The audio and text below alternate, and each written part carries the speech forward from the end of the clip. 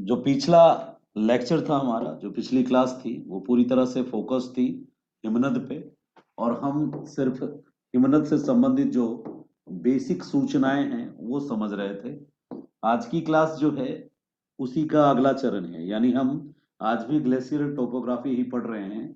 आप में से जो लोग पिछले क्लास में थे उनको पता होगा, हमने आपको हिमनद द्वारा निर्मित स्थलाकृतियों के संदर्भ में कुछ बेसिक जानकारी दी थी।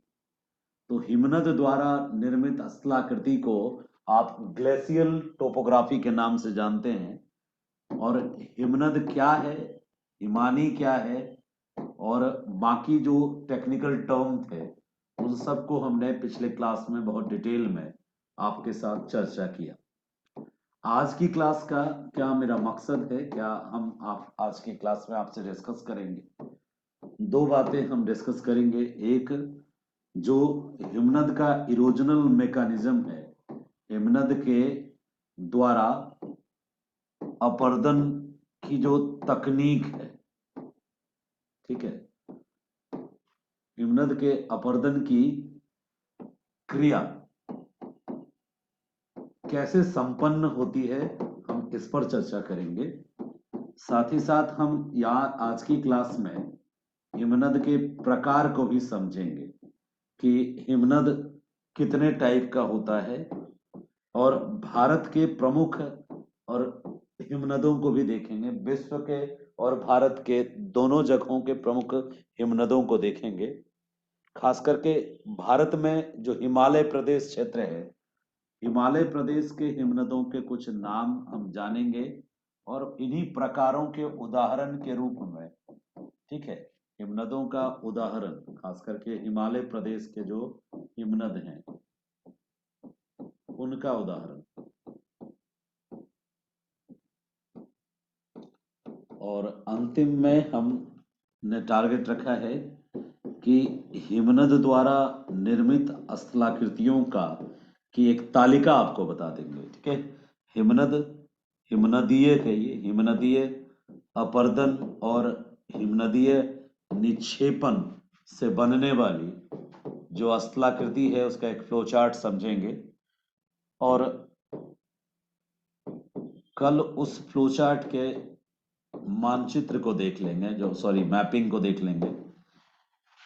हमारी तरफ से दो जो महत्वपूर्ण कमियां हैं वो मैंने आज उस पर सोचा है कि उसको कैसे सॉल्व करें, क्योंकि एक दो बच्चों ने मुझसे रिक्वेस्ट किया था कि सर पिछले वाला जो था फ्लूवियल, उसके डायग्राम मेरे पास नहीं है, किताब मेरे पास नहीं है, तो प्लीज पिछला जो डायग्राम वाला सिस्टम था वो भेज दीजिए। वो मैं नहीं भेज पाया हूँ, क्षमा चाहूंगा, व्यस्तता अधिक होने के कारण। तो वो मैं जल्दी ही भेज दूंगा, ताकि जिनके पास नहीं, पुस्तक उपलब्ध नहीं है, वो डायग्राम बनाने की प्रैक्टिस उससे देख के कर ले। ठीक है, डायग्राम सबसे इंपॉर्टेंट है टोपोग्राफी में और उस पर काम करना बहुत जरूरी है। सबसे पहले हम बात करते हैं कल की, यानी पिछले क्लास की थोड़ी सी रिवीजन, जो बहुत जरूरी है। पिछले क्लास के रिवीजन पे बात करते हैं। पिछले क्लास में हमने कुछ भूगोल वेत्ताओं से आपको मिलवाया था। हमने कहा था कि हिमनद जो होता है उसको हिमानी भी कहते हैं, और वह मूलतः स्नोफॉल के कारण लेयर दर लेयर स्नो के एक दूसरे के ऊपर जमा होने के कारण रॉक फॉर्म में क्रिएट हो जाता है। और क्रिएट होने के दौरान कभी वो लंबवत क्रिएट होता है तो उसको अनुदैर्घ्य कहते हैं, लॉन्गिट्यूडनल कहते हैं। कभी वो क्षैतिज क्रिएट होता है, यदि पहाड़ों पर वो इस तरह से बना है तो ये क्षैतिज है, ठीक है। और यदि पहाड़ों पर वो ढलान पे इस तरह से बना है तो ये लंबवत है। इसके लिए अनुदैर्घ्य शब्द प्रयोग में आता है, अनुदैर्घ्य कह सकते हैं, या फिर लॉन्गिट्यूडनल कह सकते हैं आप इसको। आज हम यही पढ़ने वाले हैं, प्रकार एग्जाम्पल के साथ। लॉन्गिट्यूडनल बोलना है, ये लॉन्गिट्यूडनल है। और कुछ जो लंबवत बनते हैं उसको अनुप्रस्थ कहते हैं, अनुप्रस्थ। तो दो तरह के हिमनद होते हैं मूलतः उनके निर्माण प्रक्रिया के आधार पे। और हिमनदों के बारे में हमने बताया था कि जो हिमनद निर्मित होते हैं, हिमनद निर्मित होते हैं पहाड़ी ढलानों पर, जो हिमनद निर्मित होते हैं, मूलतः ये हिमनद जो पहाड़ी ढलान पे निर्मित होते हैं, ये बर्फ का एक समूह होता है जो फिसलता है, सरकता है, गति करता है। और इस पूरे को हम हिमनद के अलावा हिमानी या ग्लेशियर पुकारते हैं। और इसके किनारे वाले क्षेत्र को परी हिमानी या पेरी ग्लेशियर पुकारते हैं। पिछले क्लास में हमने इस पर बात की थी। और हम साथ ही साथ इस दो तीन जोग्राफर्स पर चर्चा कर रहे थे हम लोग कि हिमानी के बारे में बहुत लंबे समय तक ये मान लिया गया कि ये गति नहीं करती है, यानी हिमानी गति नहीं करती है, ये लंबे समय तक माना गया। ठीक है, लंबे समय तक ये मान लिया गया कि हिमानी गति नहीं करती है। ठीक है, लेकिन कुछ जोग्राफर्स थे जिन्होंने इस पर काम किया। पिछले क्लास में हमने आपको उन सारे जोग्राफर के बारे में बताया था कि कौन कौन से जोग्राफर ऐसा मान रहे थे कि जो ये हिमानी है, ये गति नहीं, ये गति करती हैं। किसने साबित किया, आपको बताया था ना। लंबे समय तक माना गया कि ये गति नहीं करती हैं, और जब ये मान लिया गया था कि गति नहीं करती है हिमानी या हिमनद गति नहीं करती है, तो फिर ये अपरदन भी नहीं करती होगी, इसलिए इसको अपरदन का दूत ही नहीं माना गया लंबे समय तक। फिर आए वो तीन जोग्राफर। पहला जोग्राफर मैंने बताया था, पहला जो व्यक्ति थे जिन्होंने ये क्लेरिफाई किया कि ये गति करते हैं, ये अपने स्थान से फिसलते हैं। एक एक ऐसे जोग्राफर के बारे में मैंने आपको बताया था जिन्होंने तो 14 साल तक इंतजार किया था। 14 ईयर तक उन्होंने इंतजार किया था इस बात का कि वो ये साबित कर सकें कि ये गति करते हैं। राइट। फिर मैंने आपको दूसरे एक जोग्राफर्स के बारे में बताया था जिन्होंने बहुत ही क्लासिकल तरीके से इसको बहुत कम दिनों के ऑब्जर्वेशन में साबित कर दिया। और वो कौन थे? अगासीज। तो जोग्राफर्स के नाम आप में से ज्यादातर लोग को याद रखना चाहिए। जब सब कुछ लोग भूल जाते हैं, मैं ज्यादातर लोग जो है भूल जाते हैं, कुछ बच्चों को ही याद रहता है। जोग्राफर ही इंपॉर्टेंट है। यदि ऑप्शनल के क्वेश्चन को लिख रहे हैं तो सबसे ज्यादा आपके लिए इंपॉर्टेंट है जोग्राफर का नाम। तो ग्लेशियर टोपोग्राफी से जुड़ा हुआ दो तीन जोग्राफर हमने पिछले क्लास में बताया था। मैं चाहता हूं कि आप में से जो लोग जानकार हैं, जिनको याद है, वो लिखेंगे कि सबसे पहले कौन व्यक्ति था जिसने ये बताया कि जो ग्लेशियर्स हैं वो गति करते हैं। सबसे पहले किसने बताया? कोई बताएगा मुझे? वो फर्स्ट पर्सन कौन था जिसने ये एक्सप्लेन किया कि ग्लेशियर गति करते हैं? बताइए जल्दी, कमेंट सेक्शन में जल्दी से बता दीजिए। यहाँ पे हालांकि ये यूट्यूब नहीं है, फिर भी मैं चाहता हूं कि आप बताएं। बिल्कुल सही कहा आपने, हुईजी सही कहा। एक बच्चे ने हुसी लिखा है। हो सकता है ज्योग्राफी के इंग्लिश मीडियम और हिंदी मीडियम के किताबों में नामों में थोड़ा फर्क मिल सकता है, तो उसी फर्क के कारण हो सकता है कि आपको दिक्कत हो। दरअसल उसका नाम हुजी था, हुजी। हुजी ने सबसे पहले ये बताया कि हिमनद गति करते हैं। इसके लिए हुजी ने क्या किया था? हिमनद गति करता है, इसको जांचने के लिए हुजी ने क्या किया था? उसने स्विट्जरलैंड में आल्प्स के आर नाम के ग्लेशियर के पास, पहले यह माना जाता था कि हिमनद गति नहीं करते हैं।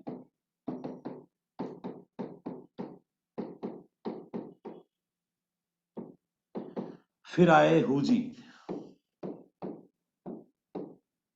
हुजी ने ये जो एक्सपेरिमेंट किया कि ये गति करते हैं, इसका कोई क्लियर ईयर मेरे पास तो अवेलेबल नहीं है। बस इतना है कि हुजी स्विट्जरलैंड के एक प्रोफेसर थे, प्रोफेसर हुजी लिखिएगा, प्रोफेसर यूज हुजी थे। ये स्विट्जरलैंड के थे और इन्होंने आल्प्स में अपना ये एक्सपेरिमेंट किया था।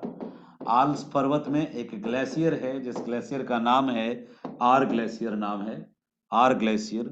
तो आल्प्स पर्वत में आर हिमानी या हिमनद पर इन्होंने प्रयोग किया था। एक खूंटी गाड़ी थी इन्होंने, और खूंटी के मदद से ये पता कर रहे थे आर ग्लेशियर में। 14 वर्ष में वो जो खूंटी थी इनकी 4200 फीट आगे सरक गया, और इससे इनको ये कंफर्म हुआ कि हिमनद गति करते हैं। तो हुईजी नाम था उनका, हुजी। और प्रोफेसर ह्यूजी, ह्यूजी, हुजी नहीं, ह्यूजी। प्रोफेसर हुजी। प्रोफेसर लोगों को ये अपना नाम के आगे प्रोफेसर लगाना बड़ा पसंद होता है। प्रोफेसर ह्यूजी, स्विट्जरलैंड, आल्प्स पर्वत, आर हिमनद, खूंटी, खूंटी गाड़ा उन्होंने, ठीक है। और 14 वर्ष के बाद वो देखने गए खूंटी को, तो उन्होंने देखा कि लगभग 4200 फीट आगे बढ़ गई है वो खूंटी। और इसी आधार पे उन्होंने सबसे पहले ये दावा किया, सर्वप्रथम दावा किया कि हिमनद गति करते हैं। और इनके दावा के बाद ही और भी लोग इस पर काम करने लगे। और दूसरे जो व्यक्ति आए काम करने वाले, उनका नाम जो था वो बहुत फेमस नाम था, ठीक है, अगासीज। अगासीज जो आए तो इन्होंने लुई अगासीज, वो जी स्विट्जरलैंड के ही थे, संभवतः इनके शिष्य रहे होंगे। उनका नाम था लुई अगासीज।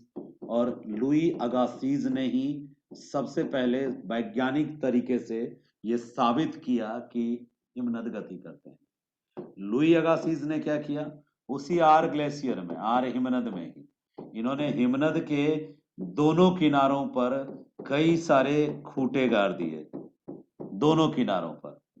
और उसके बाद उसको मॉनिटर किया उन्होंने। और मॉनिटर करने के बाद लुई अगासीज ने क्या देखा, बीच वाली जो खूंटी है वो ज्यादा आगे चली गई है और आगे की तरफ झुक गई है। इस आधार पर लुई अगासीज ने बहुत वैज्ञानिक तरीके से साबित कर दिया कि ये इस तरह से गति करते हैं, हिमनद जो है ये इस तरह से गति करते हैं, ठीक है। तो इनके इसी गति वाला सिस्टम के कारण जब ये उनको लगा कि हिमनद गति करते हैं, तो इसको इन्होंने बिल्कुल वैज्ञानिक तरीके से डायग्राम की मदद से साबित किया। जब ये साबित हो गया कि हिमनद गति करते हैं, तो फिर माना गया कि यदि हिमनद गति करते हैं, जैसे नदियों में प्रवाह होता है वैसे हिमनद में भी प्रवाह होता है, तब इसको फिर मान लिया गया कि ये फिर अपरदन भी करते होंगे, क्योंकि यदि गति करते हैं तो अपरदन भी करते होंगे। और उसके बाद इस पर जब काम किया गया तो कई दूसरे भूगोलवेत्ताओं ने काम किया। एच.डब्ल्यू. ऑलमैन नाम है, एच.डब्ल्यू. ऑलमैन ने काम किया और भी कई जोग्राफर्स ने इस पर काम किया। ऑलमैन ने 1948 में बहुत डिटेल में इसको एक्सप्लेन किया विधिवत तरीके से कि दुनिया में जितने भी हिमनद हैं वो गति भी करते हैं, अपरदन के भी दूत हैं। और सबसे बड़ी बात है, ऑलमैन जो है, एच.डब्ल्यू. ऑलमैन, यानी अगासीज के बाद इन तीन लोगों को जान लो, प्रोफेसर ह्यूजी, प्रोफेसर अगासीज और एच.डब्ल्यू. ऑलमैन। ऑलमैन जो है ये व्यक्ति, ALH है, MAN है, MANN, ऑलमैन नाम है। एच.डब्ल्यू. ऑलमैन ने 1948 में आके, 1948 में आके हिमनदों को के प्रकार पर इन्होंने रिसर्च किया। टाइप, आज जो हम पढ़ने वाले हैं हिमनद के प्रकार, आज जो हम हिमनद के प्रकार को पढ़ने वाले हैं, बेसिकली एच.डब्ल्यू. ऑलमैन का ही वो कैटेगराइजेशन था। तो तीनों जोग्राफर्स को पिछले क्लास में हमने डिटेल में बात की थी। इसके अलावा क्रायोस्फीयर बताया था और आपको हम स्नो लाइन भी आपके सामने एक्सप्लेन किए थे। आज सबसे पहले हम चर्चा करेंगे आपसे ऑलमैन के बारे में। AHLMANN, ऑलमैन, एच.डब्ल्यू. ऑलमैन इनका पूरा नाम था। सो ऑलमैन ने 1948 में सबसे पहले different different type of the glaciers को एक्सप्लेन किया। इन्होंने कुल मिलाकर के total 11 type of glacier identify किए। और ये जो 11 टाइप ऑफ द ग्लेशियर्स इन्होंने आइडेंटिफाई किया on the basis of the shape, size, design and the location of the glacier. हिमनदों के आकार, प्रकार और हिमनदों के निर्माण जिस स्थान पर हुए हैं उन स्थानों के आधार पर कुल इन्होंने 11 सब टाइप में इसको डिवाइड किया। बेसिकली पहले इन्होंने 3 टाइप में बांटा। तो आप लोग भी अपनी कॉपी पे ये मेंशन कर सकते हैं, लिख सकते हैं कि इन्होंने जो एक्सप्लेन किया, ठीक है, इन्होंने जो एक्सप्लेन किया, इनके एक्सप्लेनेशन में सबसे जो मेन स्पेशल था कि इन्होंने हिमनद के प्रकार को सबसे पहले और सबसे बेहतर तरीके से एक्सप्लेन किया। क्या है हिमनद अब तक आप जान चुके। अब आप प्रकार को देखिए, तो हिमनद के प्रकार को 1948 में आलमन, ALHMANNN, वही डबल एन है, आलमन, आलमन HW आलमन ने सबसे पहले इसको एक्सप्लेन किया। और इन्होंने पहले 3 बड़े बड़े पार्ट में डिवाइड किया इसको, 3 बड़े बड़े पार्ट में, और फिर उसको फिर डिफरेंट डिफरेंट सब टाइप में डिजाइन ये किया, क्लासिफाई किया। और इनका जो वर्गीकरण है इसको आकृतिक, मॉर्फोलॉजिकल क्लासिफिकेशन बोलते हैं। आलमन का जो वर्गीकरण है, आपके पास यदि किताब है तो आपने उसमें देखा ही होगा, इनको कहा जाता है आकृतिक वर्गीकरण। यानी मूलतः इन्होंने आकृति, शेप एंड साइज पर ज्यादा फोकस किया, तो इसीलिए इनके वर्गीकरण को मॉर्फोलॉजिकल क्लासिफिकेशन कहते हैं। मॉर्फोलॉजिकल क्लासिफिकेशन ऑफ ग्लेशियर के नाम से आना है। इन्होंने जो बांटा ग्लेशियर्स को 3 अलग अलग प्रकार में, एक बांटा महाद्वीपीय, कॉन्टिनेंटल, ठीक है, एक कॉन्टिनेंटल महाद्वीपीय हिमनद, दूसरा घाटी हिमनद, महाद्वीपीय हिमनद और घाटी हिमनद, और गिरिपदीय हिमनद। अंग्रेजी में आप समझ लीजिए, ये कॉन्टिनेंटल हिमनद क्या है, बहुत इजी टू अंडरस्टैंड है, ज्यादा कोई क्वांटम फिजिक्स नहीं है, बहुत सिंपल सा कॉन्सेप्ट है। और वैली हिमनद क्या है, घाटी हिमनद क्या है, और ये गिरिपदीय हिमनद क्या है। गिरिपद यानी फुट हिल रीजन्स को कहते हैं। गिरिपदीय हिमनद क्या है। तीनों हिमनद बड़े कैटेगरी जो हिमनद के हैं, ये 3 ही हैं, continental glaciers and valley glaciers, और गिरिपदीय हिमनद यानी कि जो फुटहिल ग्लेशियर्स हैं वो है। अब इनको, ये जो आपने हिमनद के प्रकार को पढ़ा अभी, ये बहुत इजी टू अंडरस्टैंड है भाई। कैसे? आप यदि एक माउंटेन्स बनाते हो, सपोज आपने एक माउंटेन बनाया, एक पर्वत लिया, ये मान लो कि ये पर्वत है हमारा। यदि हिमनद जो है बिल्कुल यहां पे बना है, यहां, और ये हिमनद फिसल के यहां तक आ गया है, ये, तो इस हिमनद को हम क्या कहेंगे, वैली। इसको क्या कहेंगे, वैली ग्लेशियर। और यदि ग्लेशियर्स यहां से फिसलते फिसलते बिल्कुल एकदम यहां पे आके जमा हो गया है, गुरुत्व के कारण वो एकदम एकदम किनारे में, तराई में जाके जमा हो गया है, ये यहां आके जमा हो गया है, तो इसको क्या कहेंगे, गिरिपदीय हिमनद। और माउंटेन से कोई लेना देना ही नहीं है, अंटार्कटिका का जमीन है, और अंटार्कटिका के जमीन में पूरे जमीन पर ही बर्फ फैला हुआ है, कई किलोमीटर मोटी परत इस महाद्वीप पे फैला हुआ है। तो ऐसे केसेस को क्या कहेंगे हम, महाद्वीपीय हिमनद। तो 3 तरह के हिमनद होते हैं बेसिकली। आलमैन ने कहा कि जो कैटेगराइजेशन है, जो हम अंटार्कटिका में देखते हैं या आर्कटिक ओशियन में देखते हैं, वहां माउंटेन का कोई रोल नहीं है, वैली का कोई रोल नहीं है, तो वो कॉन्टिनेंटल ग्लेशियर्स है। यदि हम कॉन्टिनेंटल ग्लेशियर्स देखना चाहते हैं, जो आकार में सबसे बड़े होते हैं, विस्तृत होते हैं, बड़े आकार के होते हैं, जिनमें मूवमेंट नहीं के बराबर होता है। सबसे कम मूवमेंट किस में होता है, कॉन्टिनेंटल ग्लेशियर्स में सबसे कम मूवमेंट होता है।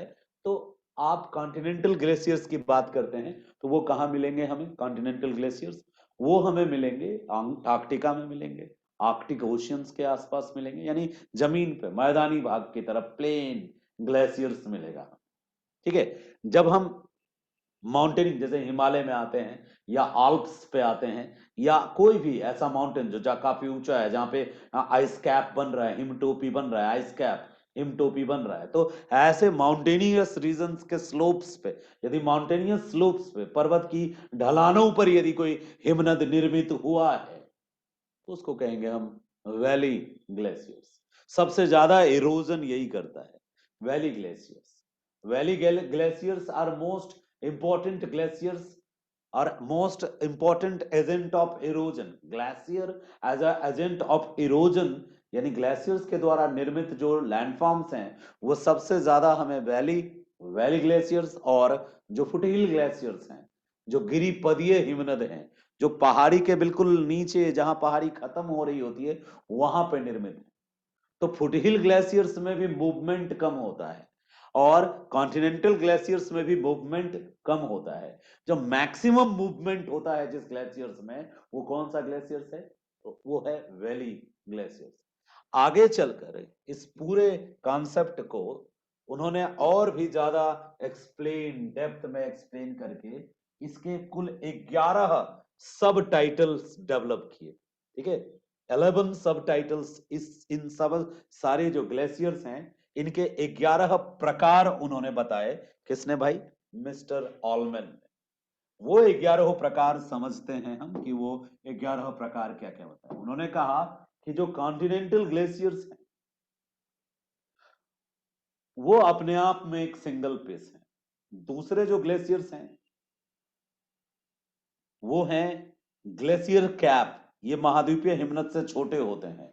एक तो कॉन्टिनेंटल, मूलतः यही तीन होते हैं, लेकिन कॉन्टिनेंटल ग्लेशियर से मिलता जुलता, पहला हम 11 कैप बता रहे हैं, 11 ग्लेशियर्स को बता रहे हैं। पहला जो ग्लेशियर है वो महाद्वीपीय ग्लेशियर है। मुख्यतः तीन है, लेकिन अन्य जो ग्लेशियर्स हैं सारे ग्लेशियर्स को बताते हैं। एक महाद्वीपीय हिमनद है, हम समझा देंगे आपको कि कौन कहां दिखेगा।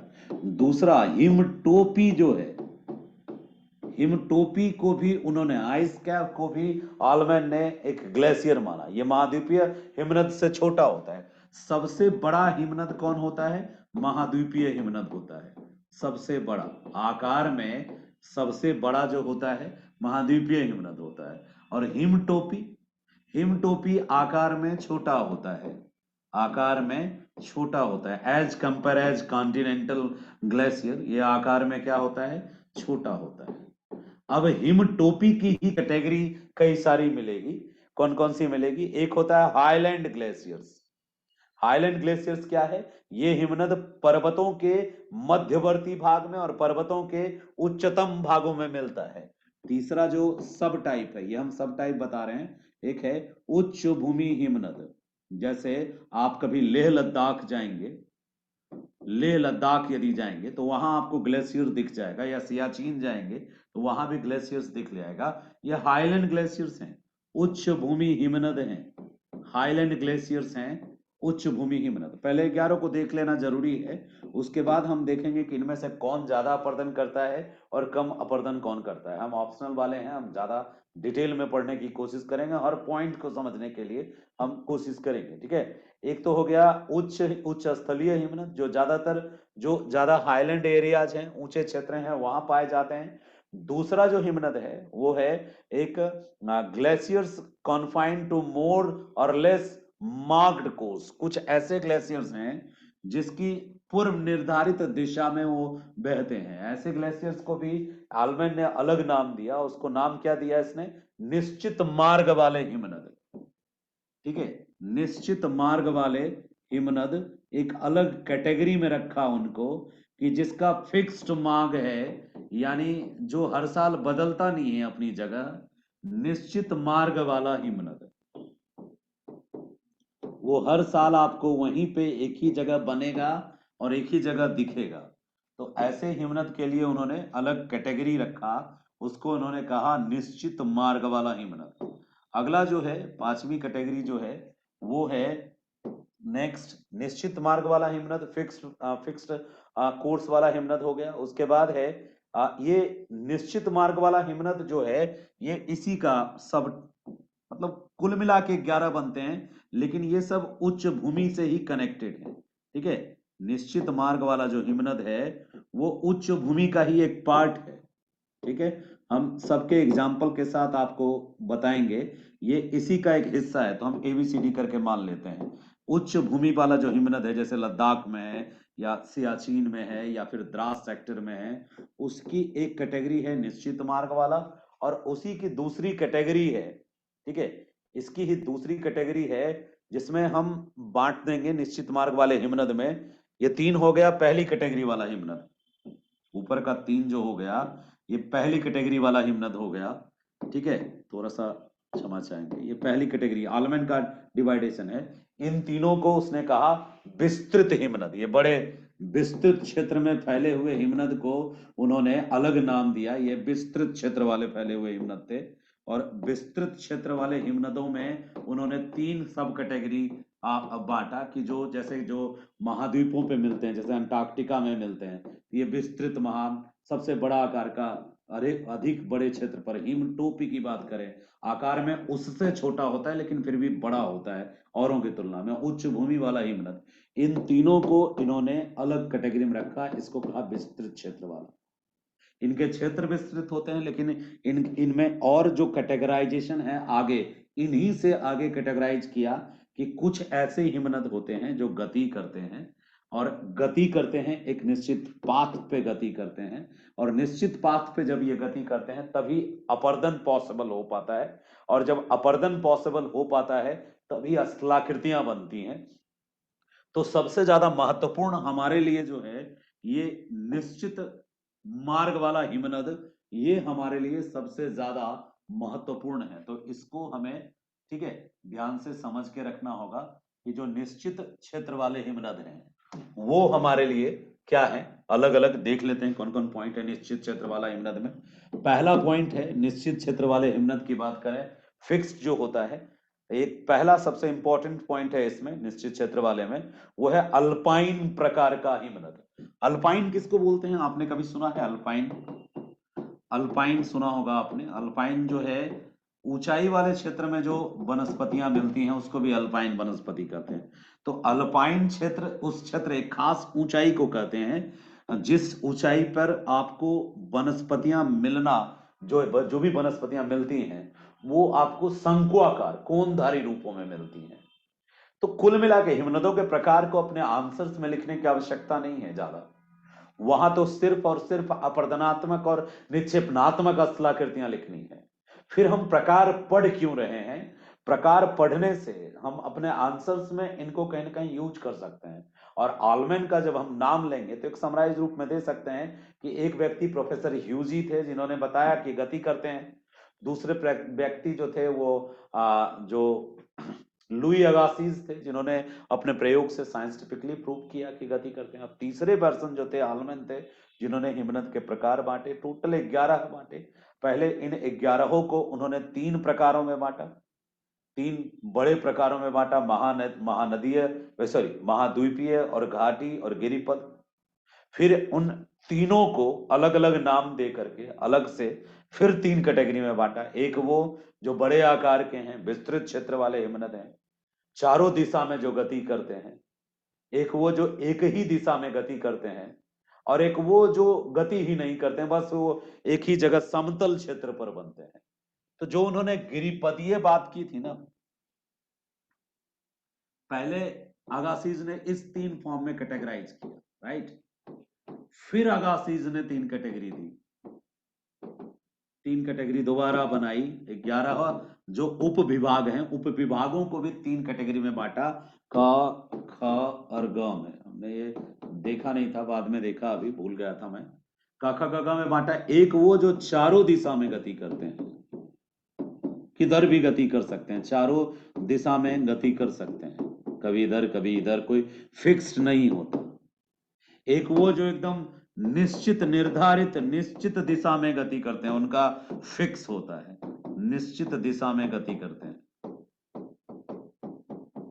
और एक वो होते हैं जो बहुत पतले होते हैं और सीमित होते हैं और सतह पर फैलते हैं। ये गति नहीं करते हैं, ये सतह पर फैलते हैं। ज्यादातर ये गिरिपदीय होते हैं, सतह पर फैलते हैं ये।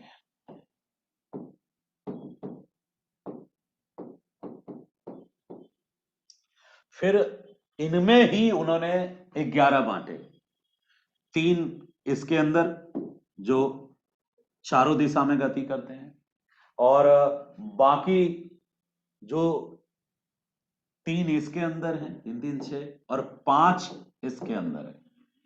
5 टाइप के ग्लेशियर हैं जो निश्चित दिशा में गति करते हैं। 3 टाइप के ग्लेशियर्स हैं ऑलमैन के अनुसार। 3 टाइप के वो ग्लेशियर हैं जो सतह पर फैलते हैं। और ऑलमैन के अनुसार 3 ऐसे ग्लेशियर हैं जो चारों दिशा में गति करते हैं। महाद्वीप पर जो हिमनद है, जो सबसे बड़ा है, ये किधर गति करेगा कोई फिक्स नहीं। चारों में से किसी भी दिशा में गति कर सकते हैं, गति नहीं भी कर सकते हैं, स्थिर भी रह सकते हैं। यानी इनकी गति संदेहास्पद होती है, या कोई फिक्स नहीं होती, निर्धारित नहीं होती।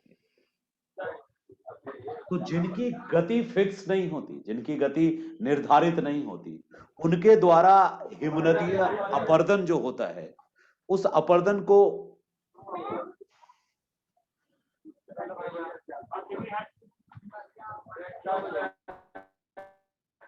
क्षमा करेंगे, थोड़ा किसी बच्चे का माइक जो है ऑन हो गया था, जिसके कारण समस्या हो रही थी आपको।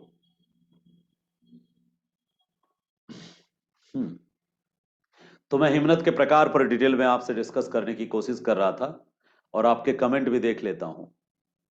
अच्छा, योगी जी कह रहे हैं क्या इनको 7:05 पे ही समझ में नहीं आया था, और अभी कितना टाइम हो रहा है? योगी जी क्या समझ में नहीं आया था? माइक ऑन करिए। योगी जी माइक ऑन करिए।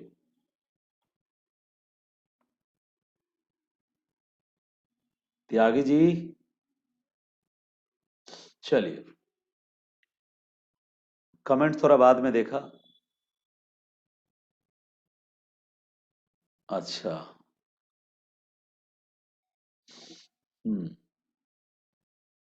क्लासिफिकेशन समझ में नहीं आया। देखिए, कोई बड़ा क्लासिफिकेशन है नहीं, बहुत इजी है। आप बस ये समझेंगे कि जो हॉलमैन ऑलमैन है, HW ऑलमैन, इनका मेन पर्पस क्या था? ये बताना चाहते थे ग्लेशियर्स की मॉर्फोलॉजी को। आकार, जितने भी आकार के इनके ग्लेशियर्स इनको मिल रहे थे, उन समस्त आकारों को समझना चाहते थे। ठीक है, ऑलमैन जो है ग्लेशियर्स के आकार को समझना चाहते थे। अब इसके लिए उन्होंने उसी आधार पर, आकार के आधार पर ही दुनिया भर के जितने ग्लेशियर्स थे उनको बांट दिया। तो पहले मोटे तौर पे बांटा उन्होंने 3 भाग में, फिर दोबारा उन्होंने क्लासिफाई किया, क्योंकि अल्टीमेटली उनको जियोमॉर्फोलॉजी समझानी थी, ग्लेशियर्स की जियोमॉर्फोलॉजी। तो पहला वर्गीकरण जो था आलमैन ने, उसने 3 भाग में ही बांटा था। महाद्वीपीय यानी कॉन्टिनेंटल, महाद्वीपीय कॉन्टिनेंटल हिमनद, वैली हिमनद और गिरिपदीय हिमनद। बाद में उन्होंने अपना एक और एक्सप्लेनेशन दिया, डिटेल में एक बार और एक्सप्लेन किया। यानी सब, मतलब पहले उसने टाइप बताए, फिर सब टाइप बताए, फिर उन्होंने कहा कि कुल मिला के इनको, चूंकि गति के आधार पर यदि बांटा जाए, ये इन्होंने लोकेशन के आधार पे बांटा था, स्थिति के आधार पे उन्होंने 3 भाग में बांटा। एक वो जो कॉन्टिनेंट पे स्थित है, दूसरा वो जो पहाड़ी ढलान पे स्थित है, और तीसरा वो जो तराई में स्थित है। तो ये स्थिति के आधार पर, वर्गीकरण कई आधारों पे होता है, स्थिति के आधार पर वर्गीकरण किया 3 बड़े भागों में। फिर उन्होंने गति के आधार पर हिमनदों को बांटा।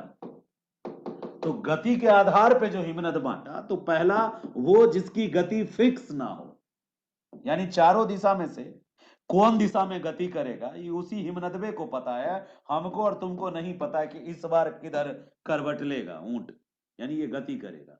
यानी इसकी निश्चित गति नहीं थी, अनिश्चित गति, अनिश्चित गति, निश्चित गति और मंद गति, सतह पर फैलने वाली गति। तो गति के आधार पर इन्होंने कुल 3 वर्ग में कैटेगराइज किया। अनिश्चित गति वाले हिमनद, निश्चित गति वाले हिमनद, निश्चित दिशा में गति वाले, अनिश्चित दिशा में गति वाले हिमनद, निश्चित दिशा में गति वाले हिमनद। और यहां दिशा कोई फर्क नहीं पड़ता, ये समतल सतह पर फैलने वाले हिमनद। निश्चित दिशा वालों में, जिसका कि अनिश्चित दिशा था, अनिश्चित दिशा, कहा कि ये जो महाद्वीपीय हिमनद की बात मैं कर रहा था, ये अनिश्चित दिशा में गति करते हैं, इनका कोई फिक्स नहीं होता। चारों में से किसी भी दिशा में टूट करके एक टुकड़ा उधर दिशा उत्तर में गति कर सकता है, तो इसका दूसरा टुकड़ा दक्षिण में गति कर सकता है, तो तीसरा टुकड़ा, ये बहुत बड़ा होता है ना, तो इसके टुकड़े अलग अलग दिशा में सरक सकते हैं, गति कर सकते हैं। दूसरा जो हिमटोपी है, यानी जो चोटी के ऊपर बना हुआ हिमनद है, जो किसी चोटी के टॉप पर बना हुआ हिमनद है, अब किधर से टूट के वो नीचे फिसलेगा, ये तो बहुत देर तक निहारने के बाद ही पता चलेगा कि टूटा है तो किधर, मतलब ये टूट के किधर फिसलेगा इसको खुद नहीं पता, अनिश्चित दिशा में गति करेगा ये। या उच्च भूमि पर यही कहीं हिमनद है, उच्च भूमि पर यानी लद्दाख उद्दाख वाले रीजन में, पर्वतीय क्षेत्रों में, वहां से यदि फिसलेगा ये हिमनद, गति करेगा, तो किधर गति करेगा ये तय नहीं होता, निर्धारित नहीं होगा। पहले से यदि निर्धारित नहीं है तो वो हो गया अनिश्चित दिशा में गति करने वाले हिमनद। तीन प्रकार के हैं। फिर आया निश्चित दिशा, और इसी पे सबसे ज्यादा फोकस किया है बाद के सभी ज्योग्राफर ने, सबसे ज्यादा फोकस इसी पे किया है। किस पर? निश्चित दिशा वाले, निश्चित दिशा में गति करने वाले हिमनद पर सबसे ज्यादा फोकस किया, क्योंकि एक्चुअल में जो अपर्दनात्मक और निक्षेपणात्मक स्थलाकृतियों को बनाने में सबसे बड़ी भूमिका जिसकी होती है, वो निश्चित दिशा में गति करने वाले, जैसे नदी है, तो नदी एक निश्चित दिशा में गति कर रही है, फिक्स उसका पाथ है, तो उससे अपर्दनात्मक निक्षेपणात्मक स्थलाकृतियां बनती है जो हम पढ़ते हैं। तो वैसे ही हिमनद में कुछ हिमनद ऐसे हैं जो निश्चित दिशा में गति करते हैं, यही हमारे लिए महत्वपूर्ण है। तो निश्चित दिशा में गति करने वाले जो हिमनद हैं, उन हिमनदों को अलग अलग नाम दिया इसने पहला नाम दिया निश्चित दिशा में गति करने वाले को वैली ग्लेशियर या अल्पाइन टाइप ग्लेशियर, घाटी हिमनद। पहला को ही क्या कहा? ऊंची घाटी को अल्पाइन घाटी कहते हैं। तो पहले वाले हिमनद को कहा घाटी हिमनद। इसने कहा जो घाटी हिमनद होता है उसका पाथ फिक्स होता है कि वो इसी डायरेक्शन में फिसलेगा, गति करेगा। दूसरा निश्चित दिशा वाला हिमनद था जिसका नाम उन्होंने रखा कि ये ट्रांजिशन ग्लेशियर है, समस्त घाटी को पूर्ण रूप से कवर अप करने वाला। यानी एक हो गया जो ढलान घाटी के जो स्लोप पर बना हुआ हिमनद है, और दूसरा हो गया पूरी घाटी में, यानी आसपास के सारे ढलानों पर पूरी घाटी में फैला हुआ हिमनद। छोटा टुकड़ा हिमनद का भी हो सकता है या पूरी घाटी में फैला हुआ हिमनद भी हो सकता है, वो सब एक ही दिशा में बहने की कोशिश करेगा, बहना यानी गति करेगा, तो उसको भी इसने इसी कैटेगरी में रखा। तीसरे को नाम दिया सर्क, सर्क हिमनद। सर्क क्या होता है आगे आप पढ़ने वाले हो। ये सर्क हिमनद होता है कि किसी पर्वतीय घाटी में यदि बर्फ का लोड ज्यादा हो गया है तो क्या होता है कि एक खास जगह से ये बर्फ टूट जाता है और टूट के वहां से गति कर देता है। जैसे यहां से ब्रोकन हो गया और यहां से ब्रोकन होके नीचे बह गया, टूट के आगे फिसल गया। चोटी का हिमनद चोटी पे ही रहा और वहां से टूट के फिसल के आगे आ गया। तो ऐसे फिसल के आने वाला यानी टूट के, दरार के बाद टूट के आगे बढ़ने वाले हिमनद के लिए सर्क हिमनद शब्द यूज होता है। सर्क हिमनद के अलावा इसने एक और नाम दिया है वॉल साइडेड हिमनद। वॉल साइडेड को दिवाली हिमनद भी बोलते हैं। किसी पर्वत के वॉल जैसी संरचना के एक तरफ यदि हिमनद बना है, ये भी एक कैटेगरी है वॉल साइडेड हिमनद। सबसे इंपॉर्टेंट हमारे लिए सर्क है जो आगे हम पढ़ेंगे। तो वॉल साइडेड हिमनद ये सब के सब आलमैन की अपनी स्टडी है। वॉल साइडेड हिमनद है। एक और इसने नाम दिया तैरता हुआ जिह्वाकार हिमनद, यानी जीभ के आकार का हिमनद है, यानी आगे चौड़ा और पीछे सकरा, जिह्वाकार हिमनद। तो आलमैन के इस क्लासिफिकेशन को ज्यादा सीरियसली नहीं लेना है, मोटे तौर पे याद रखना है कि कुल मिला के आलमैन का क्लासिफिकेशन मोटे तौर पे उन्होंने दो तरह से क्लासिफिकेशन दिया, एक हिमनद की गति के आधार पर और एक हिमनद के आकार और स्थिति के आधार पर। स्थिति के आधार पर उन्होंने कहा कि कुछ हिमनद ऐसे होते हैं जो महाद्वीपीय क्षेत्र में मिलते हैं, जैसे अंटार्कटिका का हिमनद। घाटी हिमनद, कुछ हिमनद ऐसे होते हैं जो पहाड़ी ढलानों पर बनते हैं और नीचे की ओर फिसलते हैं, उनको घाटी हिमनद कहा। और तीसरे को कहा कि कुछ हिमनद ऐसे होते हैं जो गिरिपद यानी पर्वत की तराई में मौजूद होते हैं, बनते हैं। उन्होंने कहा कि अपर्दनात्मक और निक्षेपणात्मक स्थलाकृतियों के निर्माण में सबसे ज्यादा बड़ी भूमिका जो होती है वो घाटी हिमनद की होती है। यानी जो वैली हिमनद है, वैली ग्लेशियर्स हैं, they are mainly responsible for the landform creation. इससे ज्यादा दिमाग नहीं लगाना है, आप बस इनके इन टाइप को बस एक बार देख लेना है, समझ लेना है कि आलमैन ने कुल मिला के 11 बताए, 5 वैली हिमनद थे उसके यानी निश्चित दिशा वाले, 3 अनिश्चित दिशा वाले यानी कॉन्टिनेंटल हिमनद थे, और 3 ये गिरिपदीय थे। कुल मिला के ये गिरिपदीय हैं, ये घाटी वाले हैं, और ये महाद्वीप और वैसे क्षेत्र विस्तृत क्षेत्र में फैलने वाले हैं, ऊंची भूमि पर या पर्वतों पर, पर्वतों के कैप के रूप में, यानी कि आइस कैप किसको बोलते हैं, दोनों ध्रुव पर जो बर्फ की चोटी है वो आइस कैप है। तो ये मूलतः कॉन्टिनेंटल वाला फॉर्म में है, और ये जो है ये घाटी वाला हिमनद है, और ये क्या है, इनका गिरिपदीय है। तो कुल मिला करके चाहे वो गति के आधार पर वर्गीकरण करे, चाहे वो आकार के आधार पर वर्गीकरण करे, तो मोटे तौर पे यदि हमसे कोई पूछे अगासिज का कैटेगराइजेशन यानी क्लासिफिकेशन, तो 3 ही श्रेणी है। उसी तीनों श्रेणी में अलग अलग नाम उन्होंने यूज किया है, वो उसकी क्वालिटी के, हर हिमनद का अपनी क्वालिटी होती है ना, अपनी विशेषता होती है, आकार होता है, उसके आधार पर। एक और जोग्राफर हैं, उन्होंने आ, उसको ये जो क्लासिफिकेशन है उन्होंने 2 ही भाग में बांटा। उन्होंने कहा हिमनद मूलतः जो वर्तमान वर्गीकरण है, सविंद्र सिंह ने भी हिमनद को 2 ही भागों में बांटा है। क्या? एक अनुप्रस्थ हिमनद, एक अनुदैर्घ्य हिमनद। अनुप्रस्थ हिमनद उसको कहा है जो क्षैतिज फैला हुआ हो, जैसे ज्यादातर ये दोनों जो होते हैं ये क्षैतिज फैले होते हैं, और लॉन्गिट्यूडनल वो होता है जो घाटी में फैला होता है।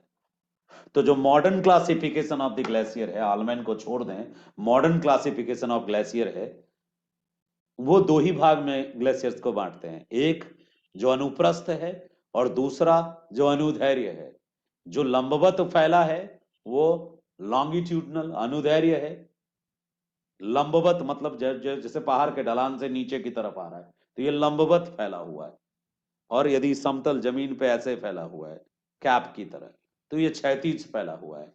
तो मूलतः जो मॉडर्न क्लासिफिकेशन है वो 2 ही भागों में बटा है। कौन कौन? एक हो जाता है लंबवत, और दूसरा क्या हो जाता है, क्षैतिज, यानी अनुप्रस्थ अनुदैर्घ्य। अनुप्रस्थ यानी क्षैतिज, अनुदैर्घ्य यानी लंबवत। इसी को इंग्लिश में कहते हो आप, एक को कहते हो ट्रांसवर्स जो क्षैतिज है, और एक को कहते हो लॉन्गिट्यूडनल जो लंबवत है। तो घाटी में जो लटका हुआ है ये लंबवत है, और जो जमीन पे फैला हुआ है ये क्या है, ट्रांसवर्स है। तो ट्रांसवर्स और लॉन्गिट्यूडनल्स देखेंगे। हिमालय में जितने भी ग्लेशियर्स हैं उनको इन्हीं 2 कैटेगरी में बांटा गया है। हिमालय में एक ग्लेशियर्स है जिसका नाम आपने सुना है सियाचिन, तो सियाचिन लंबवत ग्लेशियर्स है। जो ग्लेशियर्स लंबवत होते हैं, लॉन्गिट्यूडनल्स होते हैं, वो इरोजन ज्यादा करते हैं, उनमें गति ज्यादा होती है, ठीक है, और वो एक निश्चित दिशा को फॉलो करते हैं। और जो ग्लेशियर्स ट्रांसवर्स होते हैं वो ज्यादा अस्थाई होते हैं, टिकाऊ होते हैं, वो लंबे समय तक टिके रहते हैं, उनमें गति बड़ी मंद होती है, ठीक है, और उनका उनका आकार छोटा होता है। क्यों? क्योंकि वो नीचे ज्यादा नीचे बनते हैं, वो पिघल कर जल्दी पानी में कन्वर्ट हो जाते हैं। लंबवत का कुछ हिस्सा ऊपरी पहाड़ी ढलान पर होता है और कुछ हिस्सा निचले ढलान पे होता है। निचले वाला हिस्सा पिघलता जाता है तो ऊपर से गुरुत्व के कारण नीचे वो फिसलते जाता है ग्लेशियर, जैसे गंगोत्री ग्लेशियर लंबवत ग्लेशियर है, यानी कि अनुदैर्घ्य यानी कि लॉन्गिट्यूडनल, जैसे सियाचिन ग्लेशियर लंबवत ग्लेशियर है, ठीक है। बाल्टेरो ग्लेशियर लंबवत ग्लेशियर है, नाम सुना होगा आपने बाल्टेरो। इसके अलावा हिस्पार ग्लेशियर जो काराकोरम में है वो लंबवत ग्लेशियर है। केदारनाथ ग्लेशियर ये लंबवत नहीं है, वो अनुप्रस्थ है, ट्रांसवर्स है। जो ट्रांसवर्स ग्लेशियर्स होता है ना, यदि वो टूटता है और गिरता है तो बहुत भयानक तबाही लाता है। क्यों? क्योंकि वो बहुत बड़े आकार में ऐसे ऐसे चौड़ा फैला हुआ होता है, तो वो पूरा चट्टान का चट्टान नीचे गिरता है तो बड़ी तबाही लाता है, ठीक है। अभी आप देखेंगे ना केदारनाथ के अभी के करंट फोटोज देखेंगे तो पूरा मंदिर और केदारनाथ पूरा का पूरा छप जाता है, इस टाइम पूरा ढक जाता है बर्फ से। वहां पे जो बर्फ का जो बनता है, ग्लेशियर्स जो बनता है, पूरी तरह अनुप्रस्थ ग्लेशियर बनता है, क्योंकि ढलान कम है, मैदानी इलाका है बिल्कुल। वहां पे जो घाटी घाटी का पूरा इलाका है जिसमें बसा है केदारनाथ, तो उसमें बिल्कुल अनुप्रस्थ ग्लेशियर बनता है, यानी कि क्षैतिज। लेकिन जो गंगोत्री है, ये गंगोत्री जो है, एक गंगोत्री भी एक अलग तरह का एग्जाम्पल है, ये भी अनुप्रस्थ ग्लेशियर है, लॉन्गिट्यूडनल नहीं है, ये ट्रांसवर्स ग्लेशियर है। फिर जेमू है, सिक्किम में एक जेमू ग्लेशियर है, कंचनजंगा ग्लेशियर है, ये सब के सब जो है कंचनजंगा ग्लेशियर जो है ये भी लॉन्गिट्यूडनल ग्लेशियर्स है। तो हिमालय पर कुल मिलाकर के 25 से अधिक बड़े बड़े ग्लेशियर्स हैं। इनमें से कुछ ग्लेशियर्स लॉन्गिट्यूडनल्स हैं और कुछ ग्लेशियर्स जो हैं वो लैटिट्यूडनल हैं। लॉन्गिट्यूडनल ग्लेशियर घाटी ग्लेशियर्स होते हैं जो सरकते हैं नीचे की ओर, फिसलते हैं नीचे की ओर, और वो सरकने और फिसलने के दौरान ही वो अपर्दन करते हैं। हिमनदों के सरकने और हिमनदों के आगे बढ़ने को लेकर के हम पहले ही चर्चा कर चुके हैं कि किसने बताया कि हिमनद गति करते हैं। अब यदि हम ये समझने की कोशिश करें कि हिमनद गति क्यों करते हैं, तो जो स्कॉलर्स हैं, जो विद्वान हैं, उनमें मतभेद है हिमनदों के गति के कारण को लेकर। कुछ स्कॉलर्स मानते हैं कि हिमनद गुरुत्व के कारण गति करते हैं, ग्रेविटी के कारण गति करते हैं, जबकि वो ये भी मानते हैं कि जब हिम का संचयन होते रहता है, एक जगह कलेक्ट होते रहता है हिम, तो उसका निचला हिस्सा में जब वजन बढ़ता है तो उस वजन को, वो वेट उसमें इसलिए आता है क्योंकि नीचे ग्रेविटी उसको क्या करती है, खींचती है, और इसी कारण वो सरकते रहता है, और सरकने के दौरान अपनी वो यू आकार की घाटी बनाता है, और यू आकार की घाटी बनाते हुए आगे की ओर वो धीरे धीरे सरकते हुए आगे बढ़ता है। लेकिन कुछ विद्वानों इसका विरोध करते हैं। कुछ विद्वान का मानना है कि यदि हिम राशि के भार और दबाव के कारण, यानी गुरुत्व के कारण हिमनदों में गति होती है, तो जाड़े के मौसम में हिमनदों के आगे बढ़ने की गति सर्वाधिक होनी चाहिए, क्योंकि जाड़े के मौसम में बहुत ज्यादा हिमपात होता है, तो ज्यादा हिम का लोड होना चाहिए, ज्यादा हिम का लोड होना चाहिए तो ज्यादा नीचे फिसलना चाहिए। लेकिन ऐसा नहीं होता है, जाड़े में ये कम नीचे फिसलता है और गर्मियों में ये ज्यादा फिसलता है। यानी दूसरा जो विद्वानों का वर्ग है वो मानता है कि तुम जो ये कह रहे हो ना कि ग्रेविटी के कारण वो नीचे आता है, ये बात नहीं है। दूसरा विद्वान मानता है कि गर्मियों में क्या होता है कि जो हिम नद बनता है उसका अगला हिस्सा पिघलता चला जाता है। जब वो पिघलता है अगला हिस्सा, तो उसके नीचे की जमीन जो पकड़े हुए थी वो छोड़ने लगता है, जिसके कारण वो आगे की ओर फिसल जाता है। तो उसके फिसलने के बाद उसके पीछे के हिस्से में दरार पड़ता है और वो भी फिसलने लगता है। यानी जो एवलांच वाला टेक्निक है उसके अकॉर्डिंग ये नीचे की ओर आते हैं, सरकते हैं। तो विद्वानों का एक वर्ग मानता है कि गुरुत्व के कारण ये सरकते हैं। विद्वानों का दूसरा वर्ग मानता है कि यदि गुरुत्व के कारण सरकता तो जारा में ज्यादा गुरुत्व काम करता, क्योंकि हिमपात ज्यादा होता है तो हिम का लोड ज्यादा होता, हिम का जो वहां संचयन ज्यादा होता, तो लोड ज्यादा होना चाहिए, तो जारे में ज्यादा फिसलना चाहिए नीचे की ओर, जबकि उल्टा होता है। जारे में हिमनद की गति मंद होती है, गर्मियों में हिमनद की गति ज्यादा होती है। गर्मी के मौसम में हिमनद की गति सबसे ज्यादा होती है, जारों में कम।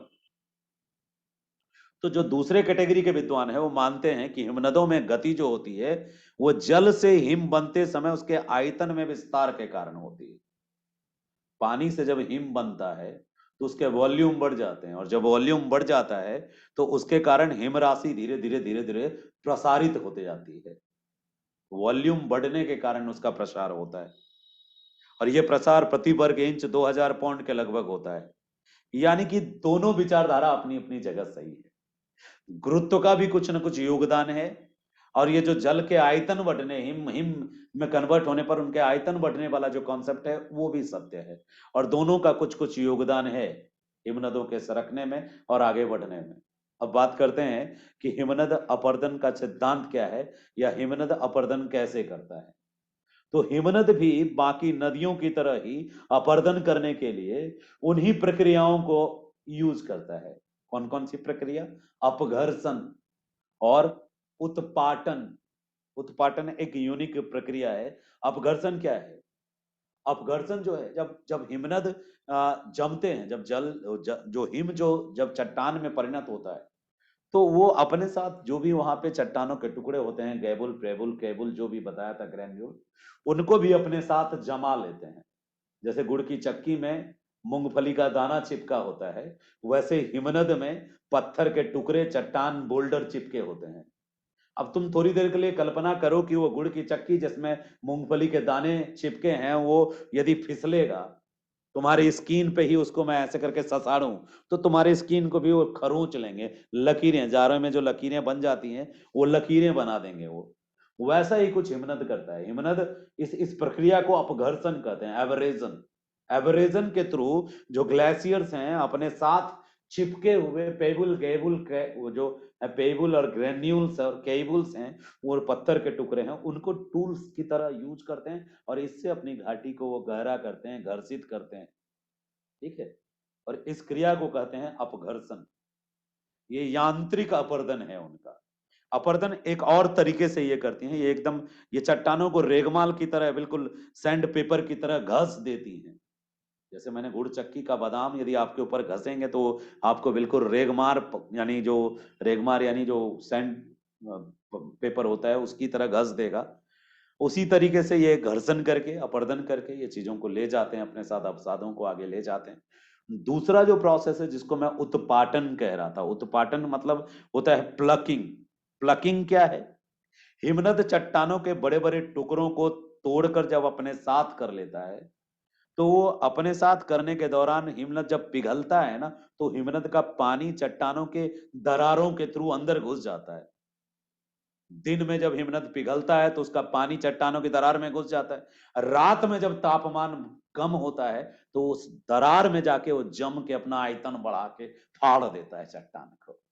इसको कहते हैं उत्पाटन। कमजोर चट्टानों की दरारों में घुस के ये हिमनद दिन और रात में खेला करते हैं। खेला होवो, खेला होवे होता है वहां पे उत्पाटन में। दिन में पिघल के पानी दरारों में घुस जाता है, रात में तापमान कम होने के कारण बर्फ की तरह जम जाता है। बर्फ जब बनता है तो इसका आयतन बढ़ जाता है, आयतन बढ़ने के साथ ये फोर्स लगाता है, फोर्स लगाने के साथ ये फाड़ देता है। चट्टान जब फट जाता है तो फिर दिन में फिर पानी बनता है, वो पिघलता है थोड़ा हल्का फुल्का, तो उसके टुकड़ों को ये अपने साथ बहा ले जाता है, रात में फिर दरार बढ़ाता है। तो इस तरह से चट्टानों को दो विधि से ये तोड़ती है। एक प्रोसेस क्या है? उत्पाटन, प्लकिंग। और एक प्रोसेस क्या है? एवरेजन, यानी रेगमार, घस मारता है। तो कुल मिलाकर के अपर्दन की प्रणाली इसकी जो आपने देखा, दो प्रोसेस यूज करता है। उत्पाटन को इंग्लिश में बोलते हैं प्लकिंग, PLUCKING, प्लकिंग। प्लकिंग बोलते हैं, PLUCKING, प्लकिंग। और वो एब्रेजन है, ABRASION, एब्रेजन, अपघर्षण। तो दो प्रक्रियाएं इनके अपर्दन की है। एक प्रक्रिया क्या है? एब्रेजन यानी अपघर्षण। दूसरी प्रक्रिया क्या है? उत्पाटन यानी प्लकिंग। उत्पाटन भी समझ में आया होगा आपको और एब्रेजन भी समझ में आया होगा। अब हम बात करते हैं अगले मुद्दे पर। जो अगला मुद्दा है हमारा, ये मुद्दा है कि अपरदन से कौन कौन सी स्थलाकृति बनाती है। लेकिन उसके पहले एक और ज्योग्राफर का नाम आपके पास बताना जरूरी है। दी मार्तोनी नाम है इसका। हिमनद के अपरदन का सिद्धांत जो दिया, ना तो डेविस ने दिया, ना पेंक ने दिया, और ना ही कोई LC किंग ने दिया, क्योंकि इन लोगों में से कोई इस बात से सहमत ही नहीं हो पाया था उस समय तक कि भाई ये गति करता है। हिमनद को बहुत लंबे समय तक अपरदन के दूत के रूप में मान्यता नहीं थी। लोग मानते ही नहीं थे कि हिमनद अपर्दन करेगा। इसलिए जो भी अपर्दन के सिद्धांत आए, अपर्दन के चक्र आए, वो सब के सब एरिड पे बना, रिवर पे बना। किसी ने हिमनद पे नहीं बनाया क्या? बनाया ना। एक व्यक्ति हैं जिनका नाम है दी मार्तोनी। नाम है दी मार्तोनी। दी मार्तोनी महोदय ने सबसे पहले हिमनद अपर्दन का सिद्धांत दिया, दी मार्तोनी ने। और दी मार्तोनी का बस एक डायलॉग आपको याद रखना है, नाम बहुत इंपॉर्टेंट है, दी मार्तोनी। अब तक प्रोफेसर ह्यूजी आपको याद होंगे। प्रोफेसर ह्यूजी के बाद वो इंसान अगासीज, लुई अगासीज याद होगा। ये दोनों खुट्टा गाड़ते रहे हिमनद को गतिशील बताने के लिए। तीसरा वो पगलवा जो बहुत ही गंदे तरीके से क्लासिफाई किया है। ऐसा क्लासिफिकेशन करते हैं क्या, कुछ भी लिख दिया है। नाम है HW ऑलमैन। HW ऑलमैन का वो क्लासिफिकेशन। हाँ, मॉडर्न जो भारतीय भूगोलवेत्ता है उनका क्लासिफिकेशन बड़ा अच्छा है। लॉन्गिट्यूडनल और लैटिट्यूड, ये ट्रांसवर्स, लॉन्गिट्यूडनल और ट्रांसवर्स, क्षैतिज और लंबवत, ये अच्छा क्लासिफिकेशन है। उसने बड़ा गौंज मौज कर दिया है, 11 सब टाइप बांट दिए हैं कुल मिला के। वो किसने? अगासिज, ये क्या नाम है उसका, ऑलमैन। और लास्ट नाम याद रखेंगे, De Martonne. De Martonne was a famous geographer who has given the theory of erosion of glacier. Glacier erosion की थ्योरी दी मार्तोनी ने दी। दीमार्तनी का एक डायलॉग ही सबसे ज्यादा पॉपुलर हुआ है, जिसमें उन्होंने अपने हिमनदीय अपर्दन सिद्धांत को बताया है। क्या बोला दीमार्तनी ने, ध्यान से सुनिएगा।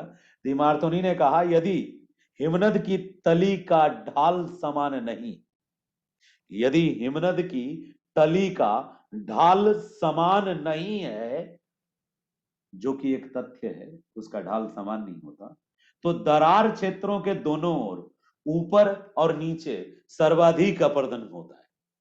यही उसका सिद्धांत का पूरा क्रक्स है। दीमार्तोनी ने बताया कि हिमनद कहां कहां अपर्दन कर सकता है और क्यों अपर्दन कर सकता है। हिमनद के बारे में उन्होंने कहा कि यदि हिमनद का ढाल समान नहीं है तली का, बॉटम का, तो फिर हिमनद क्या करेगा, अपने दरार क्षेत्र के दोनों ओर, जहां से वो हिमनद टूट के अलग होके गति कर रहा है, टूट के अलग होके गति करेगा तभी तो वो हिमनद कहलाएगा, नहीं तो वो हिमटोपी कहलाएगा। हिमटोपी का ही हिस्सा होता है, वो टूट के अलग होके गति करता है, या बहुत बड़े हिम चादर का वो हिस्सा होता है। तो जहां से दरार बनता है, दरार के दोनों ओर वो बहुत अपर्दन करता है, ऊपर भी अपर्दन करता है और नीचे भी अपर्दन करता है। दरार के ऊपरी हिस्से को भी काटता है, दरार के निचले हिस्से को भी काटता है, तली को भी। यह है हिमनदीय अपर्दन का सिद्धांत। हालांकि इस सिद्धांत को कोई मान्यता नहीं मिली, बस हम उस नाम को जिंदा रखेंगे अपने उत्तर में। दी मार्तोनी, जिन्होंने हिमनदी अपर्दन का सिद्धांत दिया, उन्होंने भी बताया कि जो हिमनद है वो दरार में अपने तली को और अपने किनारे को, दोनों को बहुत तेजी से काटती है, यदि उसका ढाल असमान रहा तो। हिमनद कोशिश करती है कि वो अपने ढाल को प्रवणता यानी स्लोप ग्रेडियंट को मैनेज करे, और इसी क्रम में वो अपर्दन करती है और ढेर सारा मलबा नीचे की ओर धकेल के ले जाती है, जिसको मोरेन कहते हैं या हिमोड कहते हैं। आज की क्लास इतनी ही है, कल मिलते हैं हम आपसे। कल रविवार है, इसके बावजूद आपकी एक क्लास हम ऑर्गेनाइज करेंगे मैनेज करने के लिए। चलिए, आज की क्लास इतनी ही है। Thank you so much.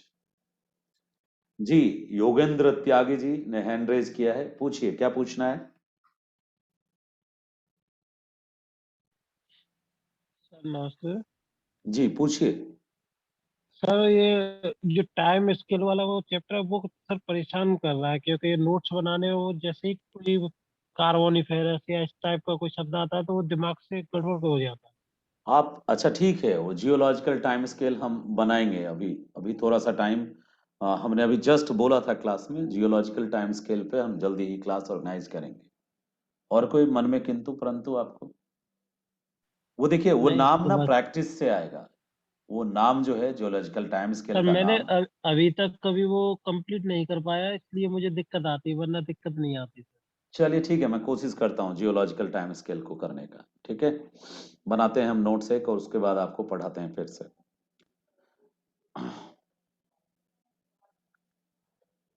Arunima का कहना है आंसर राइटिंग की क्लास लीजिए। हमने एक, जब जीएस पेपर 1 पढ़ा रहा था तो मैंने कहा था कि सीढ़ी के 2 स्टेप होते हैं। पहले टॉपिक का ज्ञान हो तभी आप उस पर आंसर राइटिंग कर सकते हैं, अन्यथा आंसर राइटिंग की जो शैली होती है वो सब में एक ही होती है कि इंट्रो आप करंट इंफॉर्मेशन से जोड़ के दें, हिस्टोरिकल बैकग्राउंड दें, उसके बाद जो फ्लो चार्ट दें, उनमें अच्छा प्रेजेंटेशन दें, जो डिमांड ऑफ द क्वेश्चन उसको फुलफिल करें, और एंड में ऑप्टिमिस्टिक अप्रोच के साथ एंड अप कर दें। That is the common key for the answer writing. But if you want to write answers in geography, then you must have knowledge first. Her topic का पहले हम information collect कर लें, read कर लें, फिर टॉपिक बाय टॉपिक खुद लिख के प्रयास करें, और साथ में हम उस लिखे हुए प्रयास को टीचर को भेजते जाएं, और कॉल करके पूछें कि जो हमारा है इसमें क्या डिमेरिट है, पूछ लें डायरेक्ट उसी टाइम पे, जैसा सहूलियत हो। प्रभा जी, नोट्स हमारे पास नहीं है, हम सिर्फ एक्सप्लेनेशन वाला मास्टर हैं। नोट्स 500 रुपया में मार्केट में आप जिसका चाहेंगे उसका मिल जाता है। सविंद्र सिंह का चाहेंगे तो उसको किताब के फॉर्म में मिलेगा, और उसी सविंद्र सिंह से कॉपी करके लिखा हुआ चाहेंगे तो फोटोस्टेट दुकान वाले के पास मिल जाएगा। मेरे पास कोई रिटन नोट्स अवेलेबल नहीं है रेडीमेड। हम क्लास में एक्सप्लेन करेंगे टॉपिक, और उसी टॉपिक को आपको प्रयास करना होगा लिखने का। और यदि आप लिखने में सक्षम नहीं हैं तो आप रीडिंग हमसे ले सकते हैं, सविंद्र सिंह की ही रीडिंग दूंगा मैं, माजिद की रीडिंग दे दूंगा या डी.आर. खुल्लर, ये सारी किताबें मेरे घर पे रखी है। तो उनमें से जिनका मुझे अच्छा लगेगा मैं उनकी रीडिंग आपको दे दूंगा, जिसको आप पढ़ के आप नोट्स बना सकते हैं। हमेशा सेल्फ नोट्स में विश्वास रखिए, हमेशा। ऐसा इसलिए कह रहा हूं कि यदि मार्केट नोट्स में आप विश्वास रखेंगे तो आपको नुकसान होगा, क्योंकि मार्केट नोट्स जो होता है सब लोग उसको यूज कर चुके होते हैं, ऑलरेडी एग्जामिनर्स देख चुका होता है। सेल्फ नोट्स में कई बातें मास्टर समझाते समय यूनिक देता है, तो वो जब आप लिखते हैं तो वो बेहतर लिख पाते हैं। ठीक है, तो कोशिश करिए जरूर अपना लिखने का। ठीक है, रीडिंग जैसे टॉपिक वाइज हमने कहा था, सविंद्र सिंह यदि आपके पास बुक हो तो मुझे थोड़ी सहूलियत होगी, मुझे समय बच जाएगा, तो मैं बाकी काम भी कर पाऊंगा, पीटी को लेके, करंट को लेके। सविंद्र सिंह की एक किताब परचेज कीजिए या फिर डी.आर. खुल्लर की, उसी से मैं भी आपको रीडिंग दूंगा। ठीक है, 250-300 में आपको अमेजन पे अवेलेबल है सविंद्र सिंह का भौतिक भूगोल, और उसी 250-300 रुपये में अवेलेबल है सविंद्र सिंह का जियोमॉर्फोलॉजी। ज्यादा डेप्थ में चाहिए कंटेंट तो जियोमॉर्फोलॉजी की अलग बुक आती है, और यदि एवरेज कंटेंट चाहिए कि ज्यादा डेप्थ नहीं बल्कि काम चल जाए, तो भौतिक भूगोल करके बुक आती है। मैं भी वहीं से फोटो खींच के आपको दूंगा, इंग्लिश में भी आती है, हिंदी में भी आती है, और सविंद्र सिंह से बेहतर कोई बुक मुझे नहीं लगती। मैं उसी को फॉलो करता हूँ, उसी से ज्यादा कंटेंट आपके सामने एक्सप्लेन करने के लिए उठाता हूं। तो आप यदि हमसे चाहेंगे तो हम फोटो खींच के भेजेंगे, या आप पूरी बुक ले लेंगे तो ये आपको समय से हमेशा के लिए काम देगा। तो जो लोग सक्षम हैं बुक लेने में वो बुक लें, जो बिल्कुल सक्षम नहीं है वो हमसे अलग से बात करें। ठीक है, हम जरूर भेज देंगे आपको। और कई लोगों का हैंड रेज है, जैसे दिव्या वर्मा जी का है। जी दिव्या बोलिए। Good evening sir. Good evening, good evening. Sir Savinder Singh की भौतिकी वाला लें या फिर हम कौन सा लें, मतलब हमें क्या जरूरी है बीपीएससी के लिए, हम उतना देखिए, ही पढ़ना चाहते हैं। बीपीएससी के लिए आप भौतिक भूगोल ले लेंगे तो उससे काम चल जाएगा। अब आईएएस की प्रिपरेशन यदि कर रहे हैं तो उसके क्वेश्चन का स्टैंडर्ड ऐसा होता है कि केवल भौतिक भूगोल, जिसमें पांचों यूनिट है, भौतिक भूगोल में पूरा यूनिट ही कवर हो जाएगा आपका जो भौतिक भूगोल वाला है। लेकिन यदि आप चाहते हैं कि बहुत डेप्थ में पढ़ें ताकि हम यूपीएससी भी टारगेट करें, तब ना इसी पांचों को, इसी एक किताब को सविंद्र सिंह ने 5 किताब में बांट दिया है। यानी जियोमॉर्फोलॉजी अलग है, क्लाइमेटोलॉजी ओशनोग्राफी अलग है, इन्वायरमेंट ज्योग्राफी अलग है, बायो ज्योग्राफी अलग है। तो इस तरीके से यदि आप पांचों अलग अलग लेना चाहते हैं तो वो एक तरीके से हाई लेवल ऑफ इन्वेस्टमेंट हो जाएगा। मिलना यही चीजें कॉपी पेस्ट करके उसमें केवल कारण कुछ नया चैप्टर जोड़ दिया, जैसे अप्लाइड जियोमॉर्फोलॉजी जोड़ दिया, अब वो सब बीपीएससी के सिलेबस में नहीं है, वो यूपीएससी के सिलेबस में है। तो यदि आप सिर्फ बीपीएससी टारगेट कर रहे हैं तो मेरी सलाह है कि सविंद्र सिंह की भौतिक भूगोल वाली किताब ले लीजिए, ऐसी वाली किताब। और यदि ओके सर, आपने थैंक आईएएस को टारगेट किया है तो आपको ये वाली किताब आप ले सकते हैं, ये किताब है। ठीक है, तो हम यू। ओके एक बुक जरूर रखिए, आप ऑप्शनल वाले हैं तो आपके पास एक बुक होना चाहिए, फिर आपको ऐसी समस्या नहीं आएगी रीडिंग की। लेकिन जो आप में से ऐसा भाई बहन है, ऐसे क्षेत्र में रह रहा है जहां पे पुस्तक अवेलेबल ही नहीं है, या ना ही उनको अमेजन से भी मौजूद हो पाता है, फ्लिपकार्ट से बहुत उस पर छूट मिलते रहता है, 200-250 तक में आ जाता है, तो वो बच्चा हमको कंसल्ट कर सकते हैं, हम फोटो खींच के आपको रीडिंग भेज देंगे। ठीक है, चलिए फिर मिलते हैं कल की क्लास में हम आपसे।